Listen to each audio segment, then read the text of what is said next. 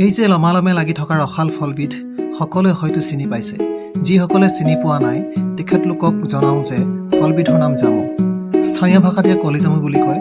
গ্ৰীষ্মপ্ৰধান দেশবিলাকত বিশেষকৈ আমাৰ ভাৰতবৰ্ষ তথা অসমত এই গছ প্ৰচুৰ পৰিমাণে পোৱা যায়।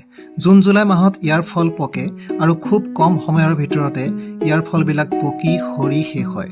জামুৰ ঔষধি গুণ বহু আছে যদিও টাইপ 2 মধুমেহ ৰোগীসকলৰ তেজত শৰ্কৰাৰ মাত্ৰা কম কৰাত জামু বিশেষভাৱে উপযোগী। মই পিছে আপোনালোকক আজি জামুৰ ঔষধি গুণৰ বিষয়ে ক'বলৈ অহা নাই। লমালমে লাগি থকা জামুজোপাই সজীৱ কৰিলে শৈশৱৰ বহু স্মৃতি।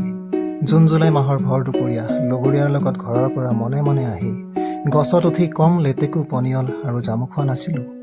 জামু খালে জিভাখনত পাতল বেঙুনীয়া ৰং এটা ধৰে। জামু খাই ইটোৱে সিটোৰ জিভাখন চাওঁ, কাৰ বেছি ৰং ধৰিছে। জামুজোপা দেখি আজিও নিজকে সেই তাহানিৰ লৰা লৰা লাগিল।